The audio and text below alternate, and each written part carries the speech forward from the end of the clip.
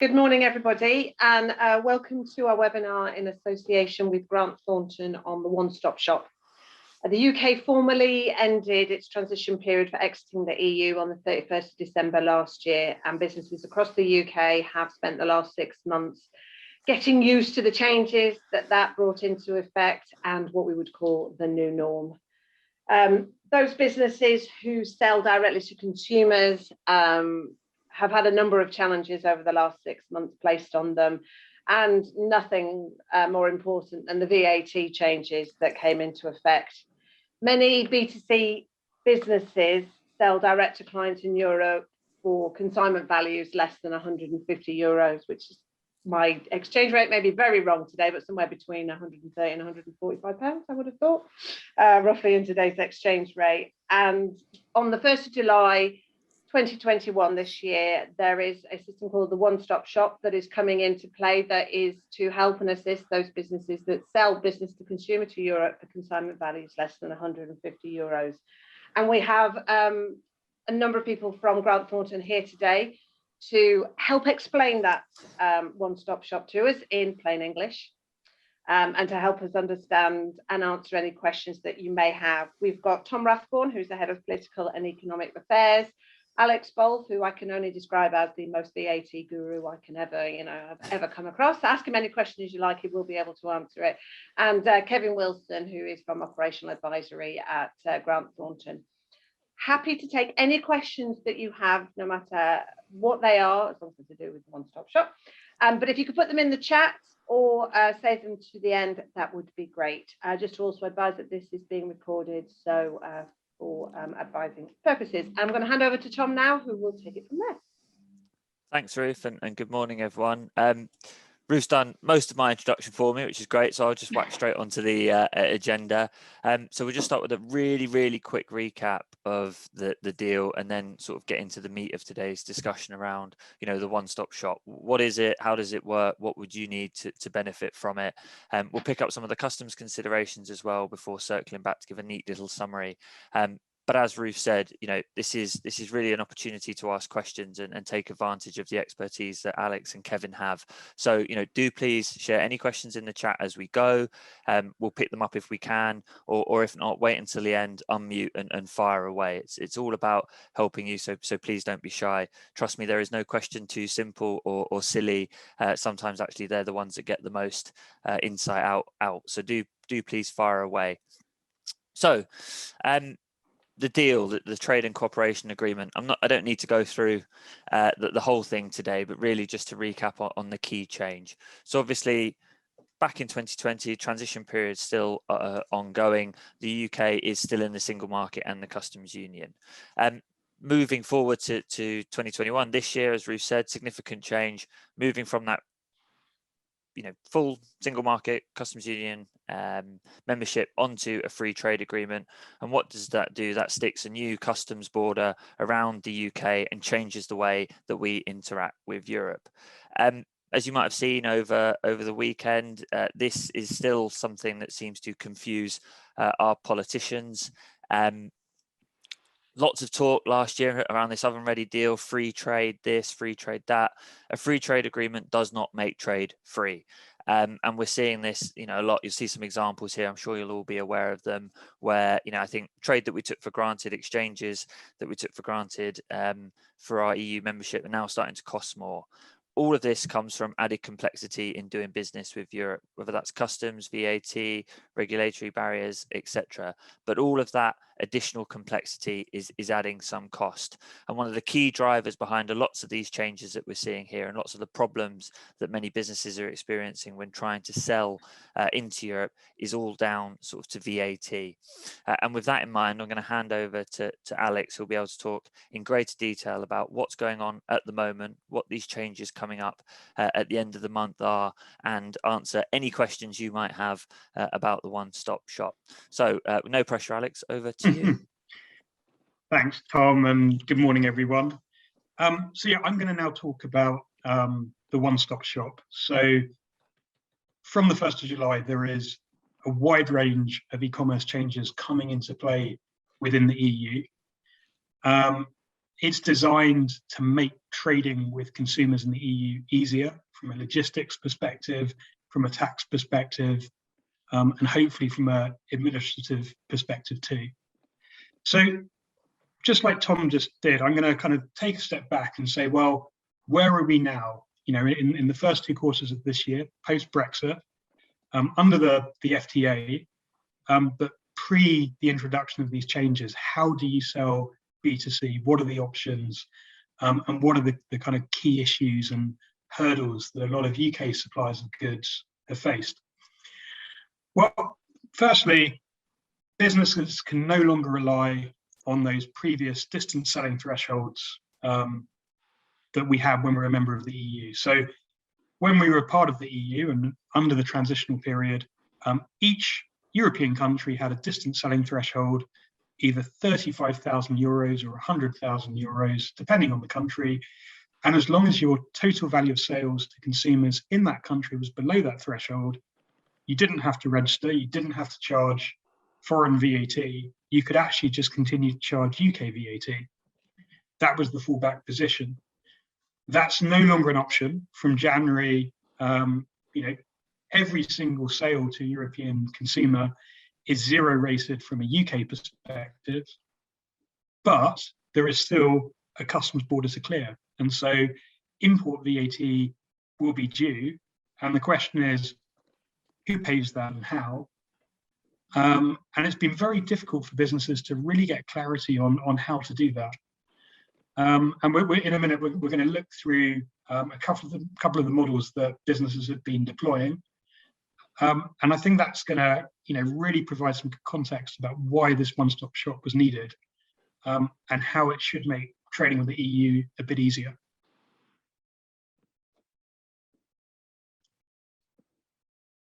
So, current position, and I appreciate, we're only a few weeks away till the new one-stop shop and the new e-commerce changes. But at the moment, someone needs to clear customs, someone needs to be the importer, the name consignee, to be responsible to pay import VAT. Where the seller is the importer of record, the business will physically import the goods in and then be deemed to make a local supply. So there's no threshold, there's import VAT that is incurred, it then would be recovered through a VAT return, and then making a local sale. A lot of challenges to that model. In particular, if you want to be an importer in the EU, you generally need to have an establishment in the EU, or your freight agent, who acts as the declarant, would act as an indirect representative. So they're jointly on the hook for any VAT customs that could be due. And because of that joint and several liability, there's been a lot of resistance from European freight agents to act in that role. And if they have, there's been a lot of additional fees. So, not ideal and quite complex. The kind of flip side is, could the consumer be the importer? So I suppose we've all had, little red notes through the post box here in the UK from Royal Mail collecting import VAT or duty, where maybe we've bought a package from outside the EU and now outside the UK. So that's the same kind of position for a European consumer. Doesn't lead to a great customer experience because the goods might be stuck at the border. They may receive a demand for tax, which they weren't expecting. And it's for these reasons that a lot of the freight forwarders, courier companies have been working with businesses to try and find a hybrid model. And the hybrid model is the consumer is still the importer from a kind of technical and legal perspective, but the supplier, UK supplier, physically prepays that import VAT on their behalf. Maybe they collect it at checkout as some sort of logistical clearance charge, customs tax charge, passes that over to the freight agent and says, when these goods are cleared, ensure these goods are delivered, duty paid. The import VAT is paid. That should lead to a much better customer experience. One of the issues with that model is VAT is not physically charged at the point of sale. It's not the VAT being charged by the supplier. it's really just a prepayment of the customer's import VAT that is proper to them. And because it's proper to them, if you had a lot of returns, goods being sent back, that import VAT that was paid is effectively lost, because there's no means to credit that or obtain a refund from the tax authority, because it's proper to the customer and not the supplier. There is a duty saving there, because any goods below 150 euros, there's no customs duty. So as long as you sell direct to the consumer and they're the importer, and that package, the individual consignment is below 150 euros, there's no customs duty. But the moment the supplier decides to import in their name and they're bringing a larger container through, that's where there's the risk there is customs duty, subject, of course, to the free trade agreement.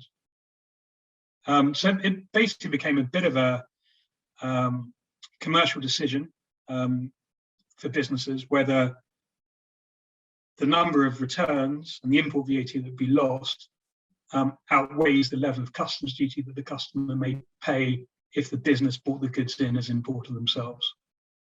So quite complex. I think a lot of the freight industry weren't ready for this. And I'm seeing a lot of my clients and contacts experience issues, double taxation, paying VAT twice, losing VAT on returns, maintaining some VAT registrations, deregistering in other countries, and just not really having a clear model, with quite a lot of risk there from a commercial and a tax perspective. And really, this is the basis for these changes, because the UK is experiencing this for the first time. We've only had just under 2 quarters of this pain selling into the EU, but the rest of the world, this is the normal business as usual. This is a normal third country relationship with the EU. So the European Commission is bringing in these changes to make it easier to sell to European consumers, but also to try and ensure that import VAT is always paid. So I'm now going to talk about the one-stop shop, and in particular, the import one-stop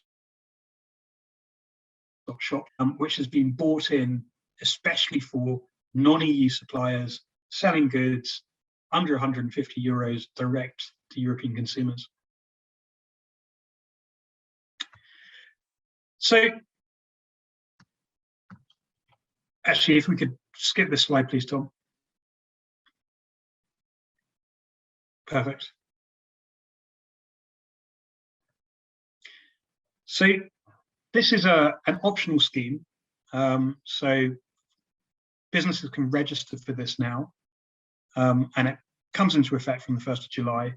And really, it just allows any business shipping goods from outside of the EU for the goods to clear EU customs without any import VAT being levied.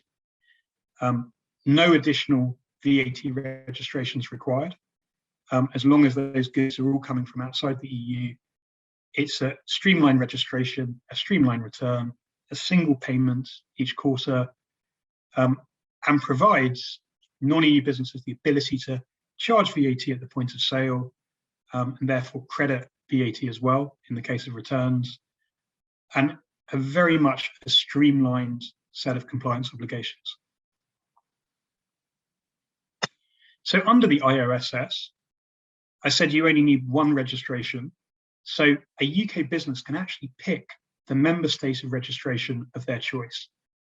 So any of the 27 EU member states, not to favour any particular country, but a lot of my clients seem to favour Ireland or possibly the Netherlands. Ireland, I think, is a very popular choice due to language, but also due to geography. It's the same time zone, and particularly if you have operations in Northern Ireland or the Republic itself, maybe it makes sense. Once you've made your choice in terms of the country you want to register, unfortunately, you will also have to appoint what is known as an intermediary. This is really a different term for a fiscal representative. And the reason for this is the European Commission and all the member states said that unless that third country has an agreement with the EU on mutual tax assistance, they need to appoint a representative. We had hoped that the free trade agreement that the UK signed with the EU would count. Unfortunately, at the moment, it looks like it doesn't. So the only country that doesn't require to appoint a representative is Norway. So at present, and this may change, you need to appoint a representative, an intermediary, and that intermediary helps you register. They in effect vouch for you. They sit in your shoes as part of the registration and compliance process. And once you're registered, you will be given a single IOSS registration number. I put the format on the screen. And then you're registered, and that number will then be shared with your freight agents, your courier companies, because that identifies you now for import purposes. And whenever that number is quoted for goods of individual consignments under 150 euros, those goods will then go straight through the EU border through a green channel without any customs duty or import VAT being levied. Next slide, please, Tom. Thanks. So once you're registered, what are the implications? Well, you will now charge, collect, and remit VAT based on the customer's delivery address. Zero thresholds. So you need to be able to identify the customer's country where the goods are being shipped to. You'll need to identify the relevant VAT rate of the product you're selling in the customer's country. And then all of that VAT will be declared and remitted through a single one-stop-shop return. Some businesses may be familiar with the current MOS, the mini one-stop-shop. This applies for digital services. And really, the import one-stop-shop is the kind of big brother of MOS. It's now been extended to cover these imports of low-value goods. So it's a single return, setting out all the different countries. You'll set out the rate, the amount of VAT collected, the net value of the sale, and then you'll pay a single amount to the tax authority where you've registered. So, if Ireland, you'll be submitting that IOSS return to the Irish Revenue, and making a single online payment in euros. Next slide, please. So from a logistics perspective, as I said, there are benefits. The goods will not be subject to import VAT because you've already charged VAT at the point of sale. So the goods will go straight through, because your number's been quoted. There'll be a fast release, a fast track, a green channel. The goods will go straight to the customer. No further tax levied. Because the goods are under 150 euros, there's no customs duty either. But I'd say the key thing here is around communication.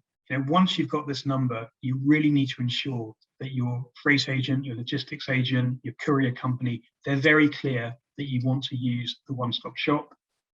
There's clarity on your number that's been provided to them, because they're ultimately going to be the ones who are going to declare that number, when the goods enter the EU. Next slide, please, Tom. So there's then the concept of special arrangements for agents and postal operators. And really what this means is, if the customer is the importer and you decide not to use the import one-stop shop, the customer will be responsible for paying the VAT upon import. So this is kind of back to the dark days now of pre-IOSS, where the customer gets a demand. And what this legislation means is, if you don't use the IOSS, the agent or the postal operator will be responsible for collecting that money from the consumer. They themselves, the agents, the postal operators, will then have to pay that VAT over to the relevant customs authority. I'd suggest this is more of a kind of safety net. It's to ensure that VAT is always paid, but probably not the best customer experience. Going back to that analogy of receiving a note through the door from the Royal Mail. It's not really the best customer experience. It's much better to be able to charge the customer VAT. They know VAT's been paid, and then from a delivery perspective, the goods won't get caught up at customs. There'll be no further delay, no further demand for payment. Next slide, please. So, in summary, the Import One-Stop Shop, the IOSS, it can be used for consignments under 150 euros.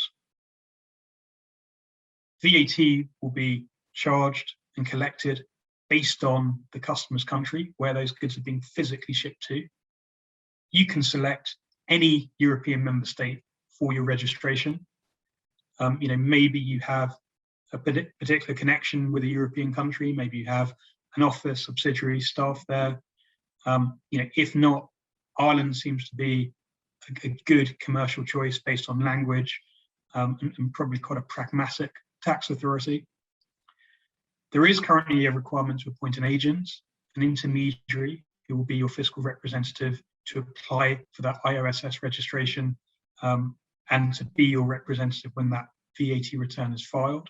So, with only a matter of days to go to these new rules kick in, this probably is, the first step. Let's identify a fiscal representative who will be your intermediary.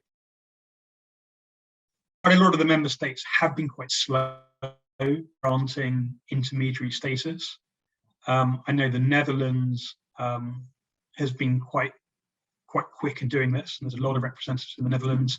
I understand that there's a lot of businesses about to be granted that status in Ireland too. There are there's a lot of choice out there. If you go to Google, you should find some quite big names acting in that role.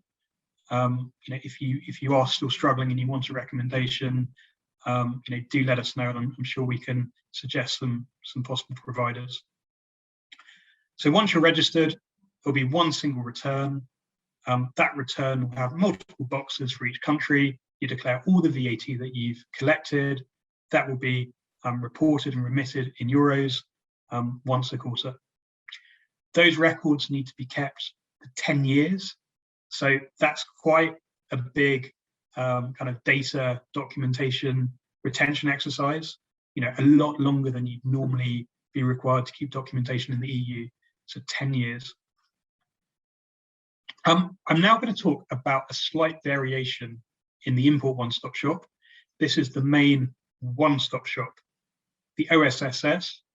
And this is the same concept. It's a streamlined registration, a single VAT return, but it's very much focused on when you sell goods within the EU. So the IOSS is for shipping goods from a location outside of the EU, maybe from your warehouse in the UK, or maybe direct from China or somewhere else. The OSS is where those goods are physically fulfilled from within the EU. So they're already in free circulation. They've been manufactured in the EU, or they're being dispatched from a location, a warehouse in the EU, like the Netherlands. The impact here is all the current distance selling thresholds have been axed. A non-EU supplier can't rely on any threshold. So automatically, VAT is due based on the destination country where the customer is based. But a bit like the IOSS, UK suppliers can register for what we call the Union OSS, one-stop shop, to register, declare, and pay VAT due on all of these intra-EU distance sales.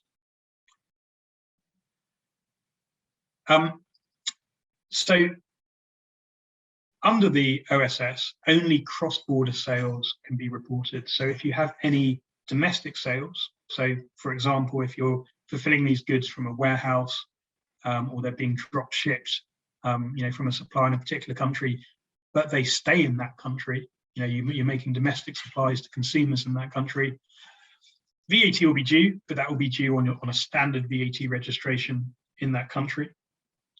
But everything else, all your B2C distance sales to all the other EU member states would be reported in the one-stop shop, the OSS. there's no requirement to appoint an intermediary representative for this OSS. That is limited to the import version. Next slide, please, Tom. So as I said, you can register direct. Most of the tax authorities have opened up registrations online, and it, very much a more streamlined application process. Where can you register? Well, actually, for the OSS, you don't have the same choice. You're meant to register in the member state where you dispatch those goods. So where you have your inventory, where you have a warehouse, if you've got a third-party manufacturer who's drop shipping those goods, where they are based. The only choice is if you have more than one location where you're fulfilling those goods from, and you can choose one of those member states to be your member state of registration. But once you've made that choice, you're bound for the rest of the current calendar year and the 2 following calendar years. So you can't suddenly quickly change to another one. One of the advantages of the one-stop shop is that a tax invoice doesn't have to be issued. That is optional. So if you choose to issue an invoice, you are bound by the invoicing rules in the member state of registration. So, if you register in Ireland, you will have to look at what the Irish revenue rules say for invoices, the currency, what level of detail is shown on that receipt. But it's not mandatory to issue an invoice, probably more of a commercial decision. But if you are being able to charge and show VAT at the point of sale, so on the screen, at the checkout, before the customer pays, maybe it makes sense to then show that information on a receipt, because at least then there's clarity. You can show a tax authority that VAT has been charged, and the customer is well aware that they've paid that VAT. Next slide, please. So if any of you work with third-party marketplaces, so any larger platforms, portals, marketplaces, the kind of Amazons, eBays of this world, there are very special rules that apply to them as part of these new e-commerce changes. So it introduces a concept of being a deemed supplier, someone who facilitates the supply, and therefore for VAT purposes only, so regardless of the actual legal position, they're treated as being the supplier for VAT purposes, which means they are the ones responsible for the obligations under these new rules. So, if a sale is made through a marketplace and the goods are being imported and they're going direct to a consumer, it would be the marketplace who is required to charge, report, and remit the VAT upon import. And similarly, for EU sales fulfilled within the EU under the OSS, One-Stop Shop, again, they would be the ones responsible for charging, collecting, remitting that VAT due direct to their member state of registration. The rules can be quite complex, and my advice would be, work with the marketplaces. My understanding is, they have written, to their suppliers, customers, explaining their understanding of the rules and what their tax policy will be, when they will be charging tax, when they won't, and also, the liability of any invoices between the two of you. But I would say, look, work together. A lot of these marketplace companies will have, much bigger teams, tax departments. They would have been working with the European Commission to get this right, and ultimately, you're all in this together. Next slide, please. So I'm now going to pass over to my great colleague, Kev Wilson, to talk about the customs considerations, under these new models. Thank you. And a very good morning. Could we go on to the next slide, please, Tom? So we've just heard that there is a €150 limit on the import one-stop shop. This basically means for customs is that there is no customs duty effectively to pay. So under 150, you're not paying the duty, and there is a much simplified import customs declarations. This is around about a third of the work that needs to be done on the declaration. So that's very much simplified. One thing also to bear in mind here is also that because we're not using the trade and cooperation agreement, the deal, if you like, origin is also less relevant. So under 150, you can use the import one-stop shop. There'll be a much simplified import customs declarations, and you're not using that trade and cooperation agreement. Over 150, sorry, we're back to that trade and cooperation agreement with the commodity codes, origin, and all of those. Could we go on to the next slide, please, Tom? So under 150, no duty. I've got to put this in. You must check that your goods are not subject to restrictions or quotas. The reason why I'm saying this is because alcohol, tobacco, livestock are subject to restrictions, but in general, all goods will be able to use this much simplified green channel, if you like, fast moving straight through customs. And origin is not relevant for duty purposes, which means that if you are a trader and you have brought goods in from another country outside the EU, for instance, China, we know about double duty charges where you bring them into the UK and then sell them on. If the goods are under 150, origin isn't relevant, so you won't be paying the duty on those goods. If the value is over 150, normal customs declarations apply. Origin is also important. And use the freight forwarders. Even the post office will be running an IOSS scheme. So they will help you with entering that reduced data set. And I'm just going to make it absolutely clear, this 150 limit is per that consignment.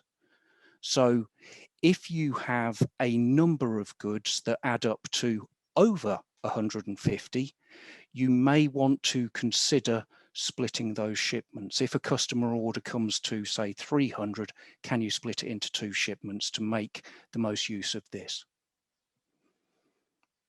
Okay, and moving on, please. So just in really a summary, we've got an extension of that original mini one-stop shop to other business to consumer services. Intra-community, business to consumer distance sales of goods. There is the abolishment or abolition of the existing distance selling thresholds, and this new scheme comes in where goods are valued at 150 euros or less, which is the one-stop shop. And there are special provisions for those online marketplace platforms.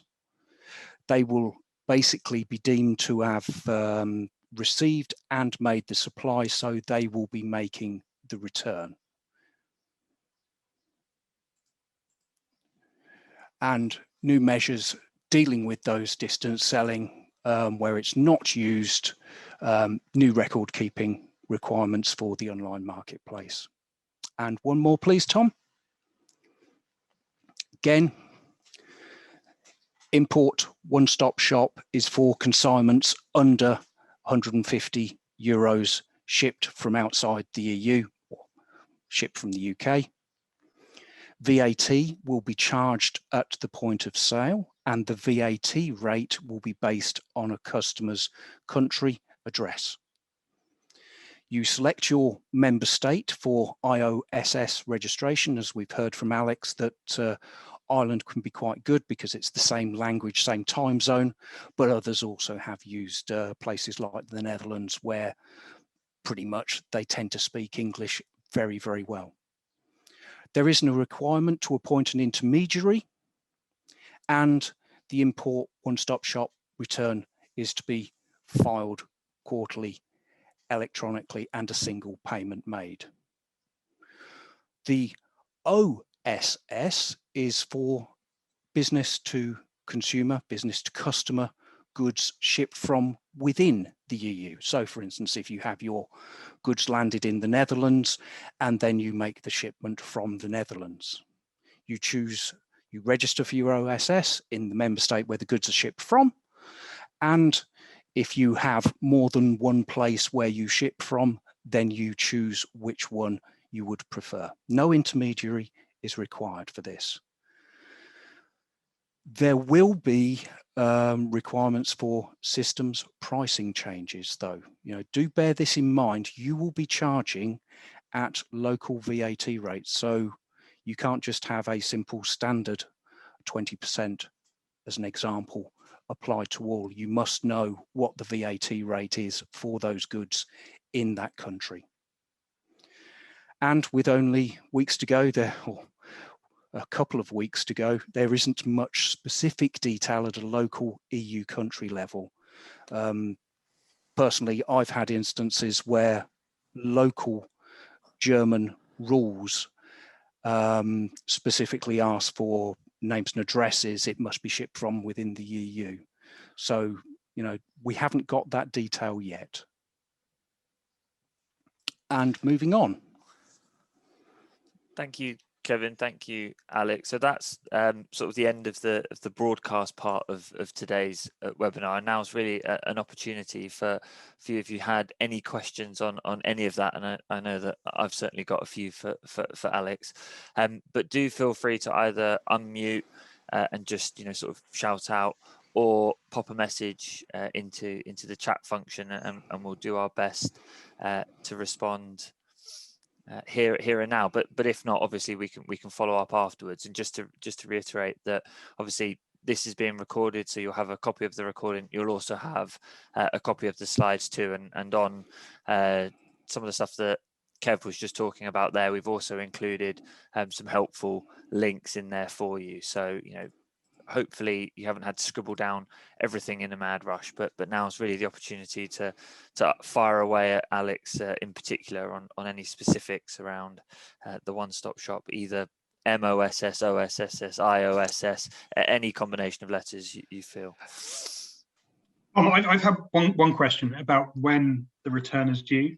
I said it, quarterly returns, one physical return, one physical payment. So when is the deadline?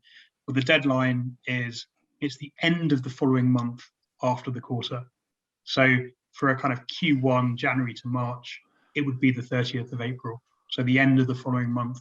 You have that month to, prepare that VAT return, work out the split of VAT across each individual country, prepare that return. There are a lot of services out there, to assist with that. A lot of the intermediaries, representatives are offering that compliance service. So, understand, when you register, can they assist you? Maybe you have a partner, a provider at the moment that already helps you with that. But do speak to them. You have that month to prepare the return. If you need to do any currency conversion, either at the point of sale or when you're remitting your return, the general rule is the European Central Bank rate.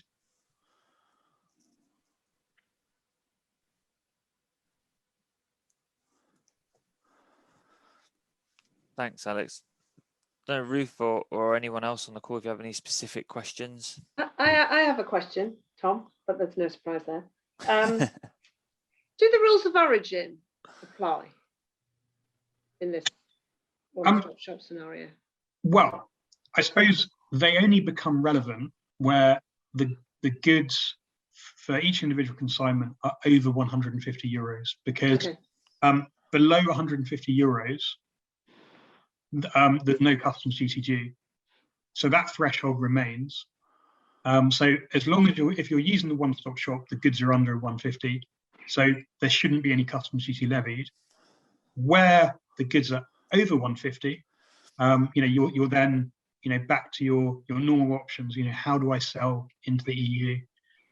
If my customer is the importer, they would pay any import VAT due, they would pay any customs duty due, and the customs duty would be driven by the commodity code, but also, based on the free trade agreement. So, that becomes then a consideration, for UK suppliers. Have we correctly classified the goods, and can we demonstrate that they qualify for UK origin, under that free trade agreement?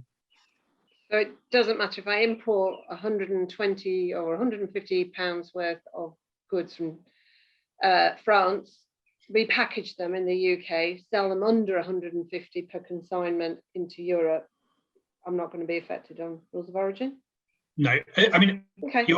as long on the way into the EU, as long as the individual consignment is under 150 euros, there shouldn't be any customs duty levied.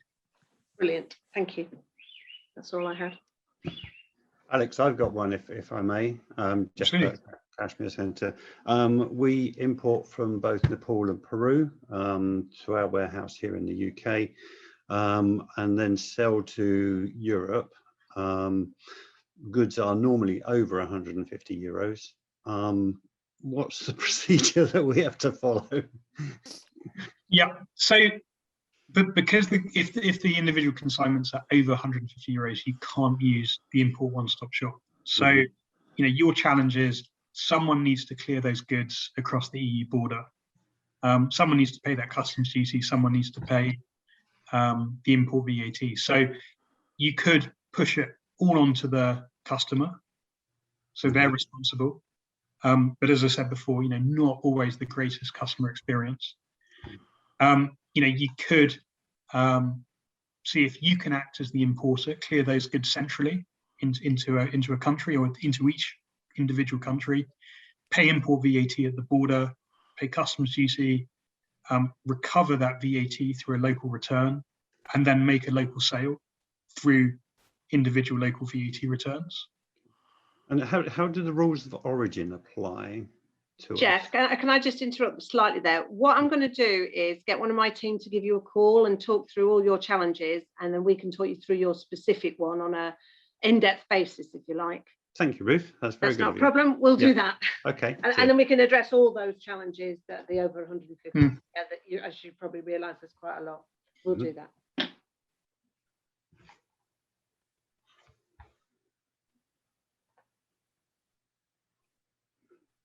Just in case anyone else is still thinking about what they wanted to ask.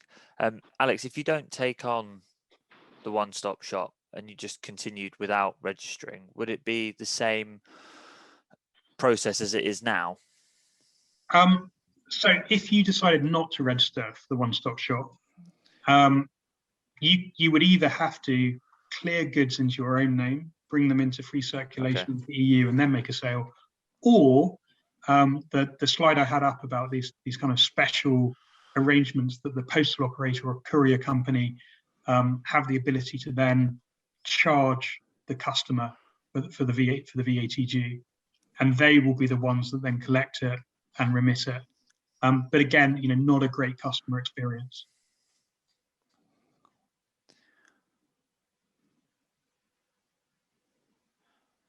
And really, I think that's aimed more at, for example, Chinese suppliers.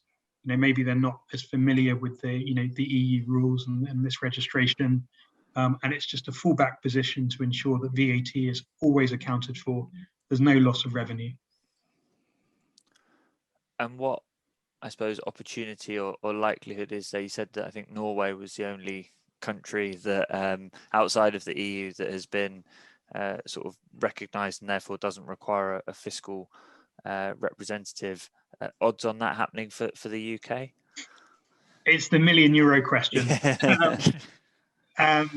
There's apparently the European member states have been discussing this.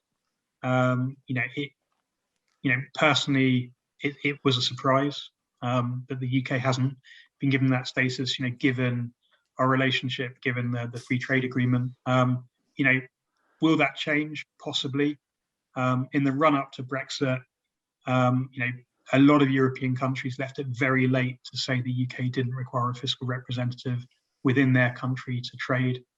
So let's Cross Watch the fingers, space. watch the space. But at this moment in time, the official position and our understanding, based on registration portals and what individual tax authorities are saying, including the Irish revenue, UK suppliers will need to appoint an intermediary.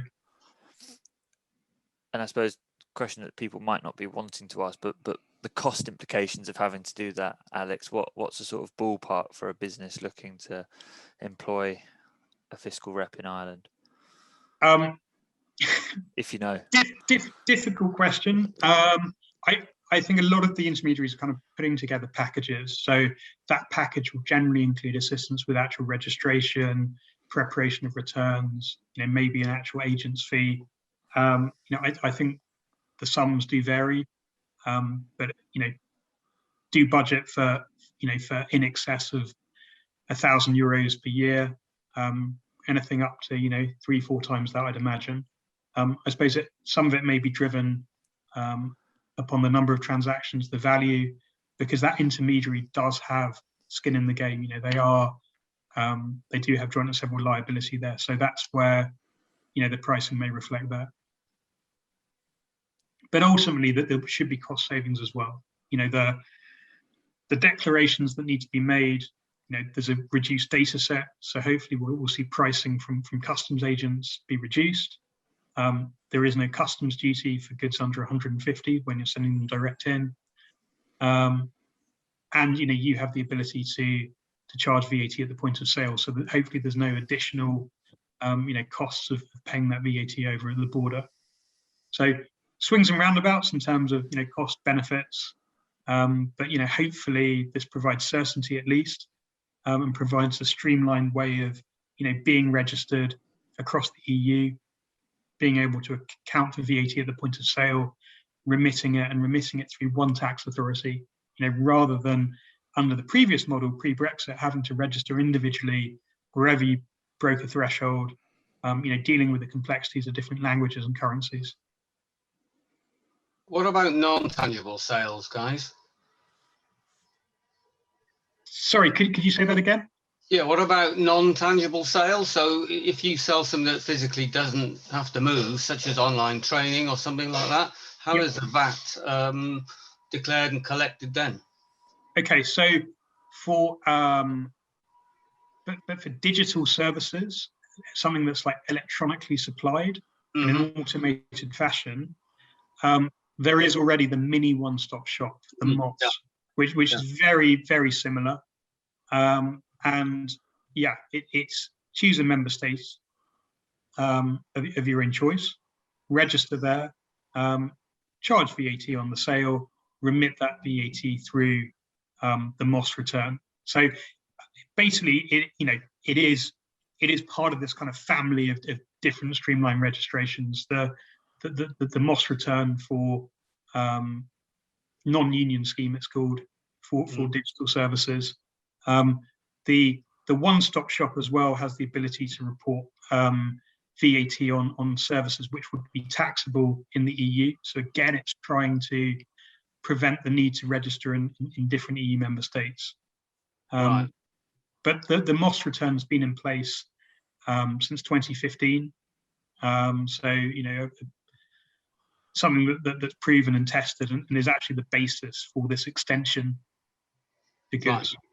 And there's no limit. No, there's no €150 limit on the MOS scheme, is there? No, there isn't. There isn't. That 150 is linked to goods because that's aligned to the customs threshold. Yeah. I understand. Thank you.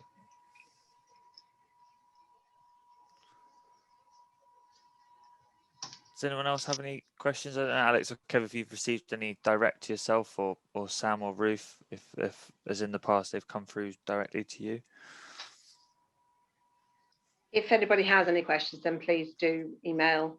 The details will be up at the end of SEMLEP at growthhub.com, and we will aim to answer any of the questions that you may think of after. There we are. That you may think of after the event.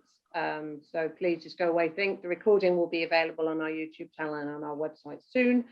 And if there are no further questions, all that remains for me is to thank Alex, Kevin and Tom again. Very interesting talk, quite a lot of technicality to absorb there, and has been seen by the questions that there are different nuances for lots of different businesses out there. So if any of you, you go away and you think, well, I'm not quite sure whether this is relevant to me and what have you, please do give us a call. We have